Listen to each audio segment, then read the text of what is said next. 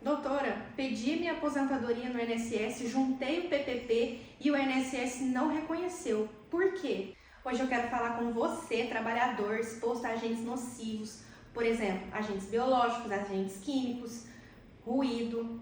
Fique comigo nesse vídeo que eu vou contar tudo para vocês sobre PPP.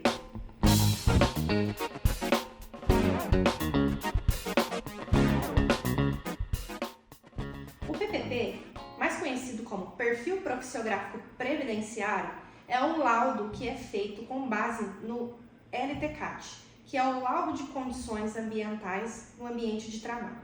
Neste laudo, o engenheiro de segurança do trabalho vai avaliar todas as condições ambientais da empresa, de todos os funcionários e a todos os agentes nocivos que eles estão expostos de acordo com a sua atividade. Exemplo, um prensista, por exemplo, ele fica exposto a ruído por conta do barulho das prensas e das máquinas de operação. No PPP, vai constar o valor em decibéis deste ruído que ele estava exposto e se ele estava exposto a um outro agente, por exemplo, um agente químico, óleos, graxas. No momento da sua aposentadoria, se você levar um PPP dessa empresa, você pode ter convertido o seu período em especial. O que é isso? O período é considerado 1,4. Por exemplo, se você tem 10 anos em exposição a agentes nocivos, você aumenta o seu tempo no INSS em 14. Mas nem sempre, quando você leva o PPP, o INSS reconhece sua atividade como especial. Por quê? O PPP ele tem alguns requisitos para serem seguidos. Se esses requisitos não estiverem preenchidos no PPP de maneira correta, o PPP ele não vai ser reconhecido pelo INSS, mesmo que conste uma exposição acima do limite legal de agentes nocivos.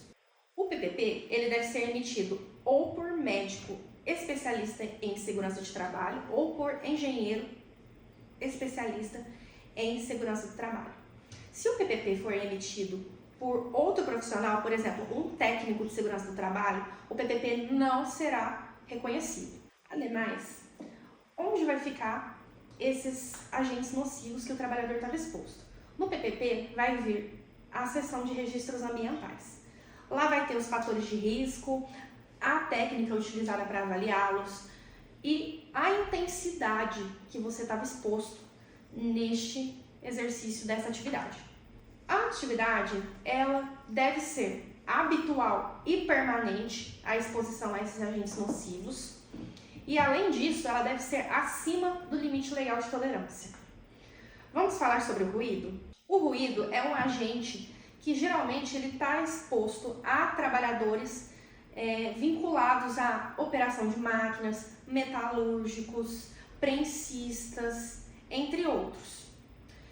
E o ruído ele precisa estar acima do limite de tolerância. O que é isso? Até 5 de março de 1997, o PPP teria que trazer o ruído para ter a atividade reconhecida como especial acima de 80 decibéis.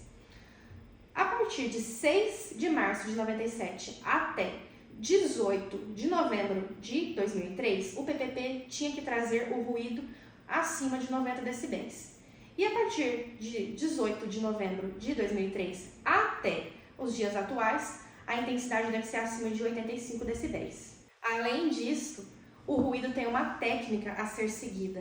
A partir de 1º de janeiro de 2004, o PPP precisa ser elaborado mediante a técnica da NH01 da Fundacentro ou pela NR15. Se tiver outra técnica no seu PPP, na avaliação do ruído, ele não vai ser reconhecido, a não ser que seja um período anterior a essa data que eu falei.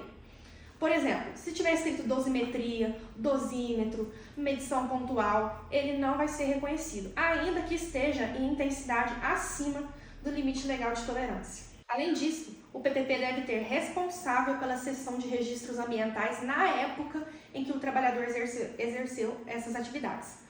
Por exemplo, vamos supor que o PPP traz responsável pela seção de registros ambientais a partir de 1º de janeiro de 2004. Só que esse trabalhador laborou na empresa de 1º de janeiro de 1997 até 31 de dezembro de 2003. Ou seja, antes de ter responsável pela seção de registros ambientais. São muitas regras, né? Por isso, se você tiver um PPP, é interessante importante consultar um profissional para ele avaliar se está seguindo todos os regramentos da legislação.